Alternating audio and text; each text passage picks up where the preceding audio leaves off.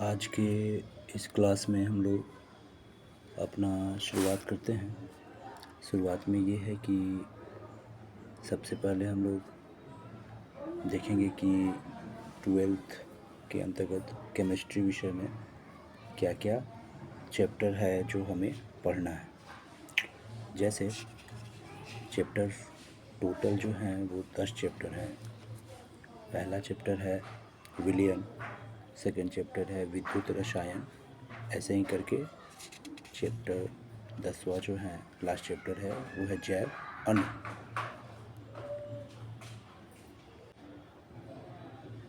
तो हम लोग पहला चैप्टर आज शुरुआत करते हैं।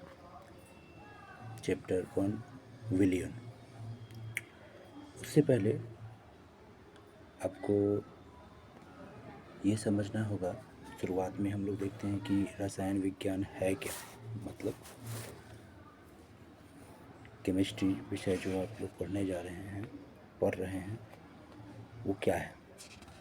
तो वह है विज्ञान की वह शाखा जिसके अंतर्गत पदार्थों के संगठन, मतलब उसका कंस्ट्रक्शन, संरचना, स्ट्रक्चर और उसका जो परिवर्तन होता है तथा उससे संबंधित जो उसका फिजिकल गुण है, संबंधित भौतिक एवं रासायनिक गुण, मतलब केमिकल प्रॉपर्टीज़, इन सब का जो अध्ययन किया जाता है वही रासायनिक विज्ञान कहलाता है, रसायन विज्ञान कहलाता है।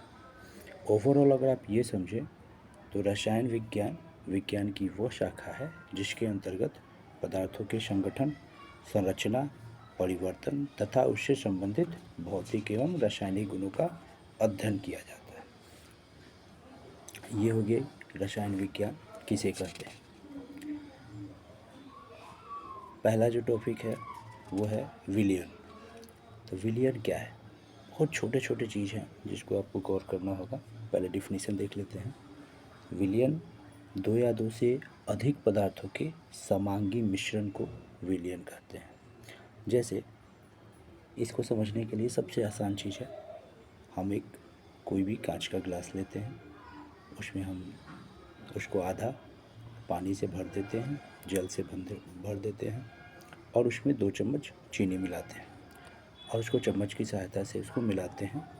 तो जो ये पूर्णतः मिल जाता है, ये जो मिश्रण हमको तैयार हुआ, यही मिश्रण हमें क्या है, आपका विलयन कहलाता है। मतलब एग्जाम्पल के तौर पर ये हो सकता है कि जल में चीनी का जो मिश्रण है वो क्या है हमारा, वो है हमारा जल में चीनी का जो मिश्रण है वो क्या है, विलयन कहलाता है। वायु जो है वो भी हमारा कई प्रकार के गैसों का एक मिश्रण है, तो ये भी एक उदाहरण हो सकता है। विलयन जो है वो 2 प्रकार के होते हैं, मतलब विलयन के 2 घटक होते हैं। कौन कौन से हैं वो देखिए। फर्स्ट है विलेय और दूसरा है विलायक।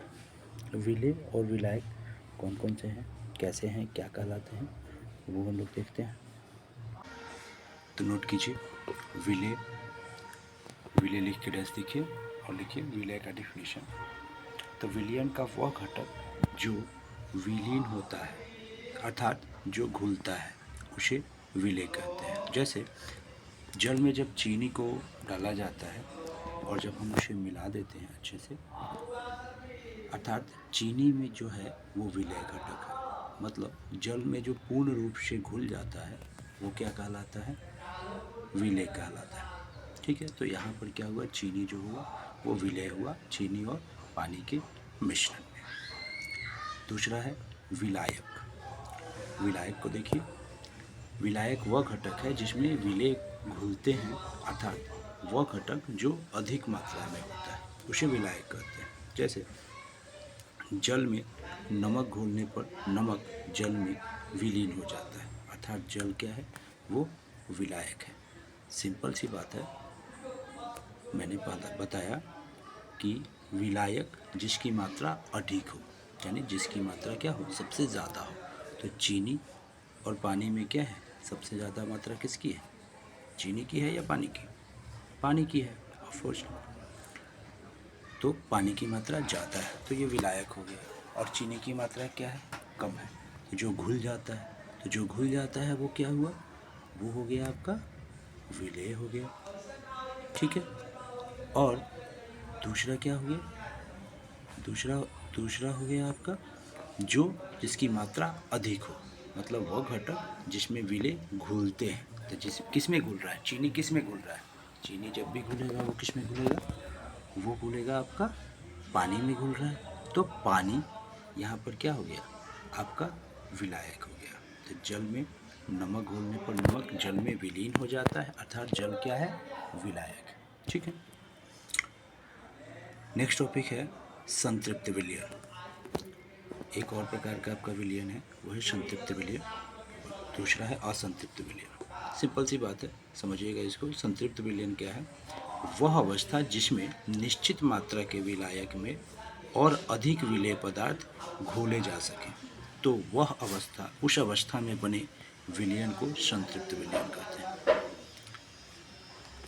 आप यहाँ पॉज करके वीडियो को रोक कर इसका डिफिनीशन लिख लीजिए, मैं उसको अच्छे से फिर से एक्सप्लेन करता हूँ। मैं 20 सेकंड के लिए यहाँ पर रोकता हूँ, आप इसको डिफिनीशन नोट कीजिए। हाँ, तो अब देख सकते हैं संतृप्त विलयन क्या है। तो वह अवस्था जिसमें निश्चित मात्रा के विलायक में और अधिक विलेय पदार्थ घोले जा सकते हैं, तो वह अवस्था क्या होती है, विलयन को संतृप्त विलयन कहती है। दूसरी है, उसको असंतृप्त विलयन को भी इसी के अंतर्गत हम लोग ले लेते हैं, तो समझने में आसानी होगी। तो असंतृप्त विलयन का भी डिफिनीशन लिखिए। डिफिनीशन लिखिए, वह विलयन जिसमें उसी ताप पर और अधिक विलेय घोले जा सके, तो इस प्रकार के विलयन को असंतृप्त विलयन करते हैं। दोनों का डिफिनीशन लिखिए, फिर मैं आपको एक्सप्लेन करता हूँ।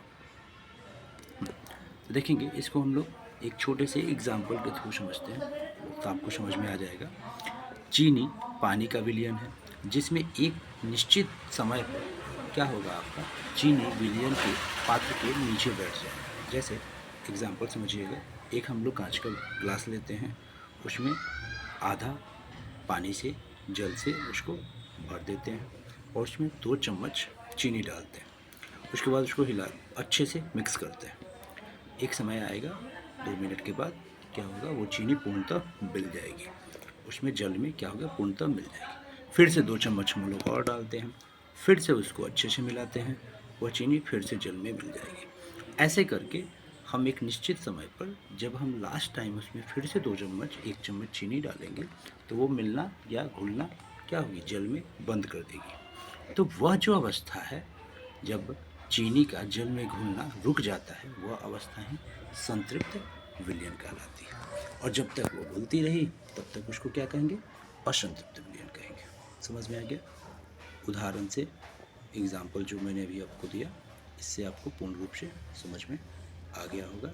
और जो एग्जाम्पल मैंने यहाँ लिखा है उसको अच्छे से नोट कर लीजिए, उसको 1 से 2 बार आप पढ़ेंगे तो भी आपको समझ में आ जाएगा।